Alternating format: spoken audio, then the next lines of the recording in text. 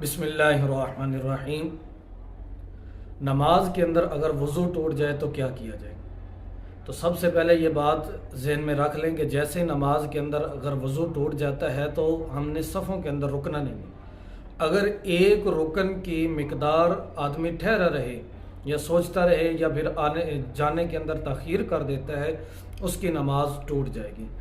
تو یہ چند شرائط ہیں، ان کے ساتھ ہم واپس جا کر جس جگہ سے ہماری نماز ٹوٹی تھی اس جگہ سے دوبارہ آ کر ہم نماز اپنی ادا کر سکتے ہیں۔ لیکن اس کے اندر بہتر یہی ہے کہ آدمی نئے سرے سے نماز کو شروع کرے۔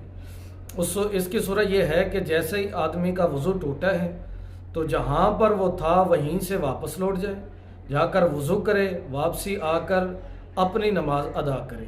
اگر امام اپنی جب نماز ادا کر لے گا، ابھی تک امام اپنی نماز کے اندر اسی نماز کے اندر ہے، تو پھر امام کے ساتھ وہ شامل ہو سکتا ہے۔ اس کی صورت یہ ہے کہ جیسے کہ 2 رکعتیں امام کے ساتھ ادا کی ہیں، پھر اس کا وضو ٹوٹا ہے، وضو کرنے کے اندر وضو کے لیے گیا ہے، وہ واپسی آیا تو امام نے 1 رکعت پڑھ لی تھی، تو اب وہ کیا کرے؟ 1 رکعت اپنی پڑھے۔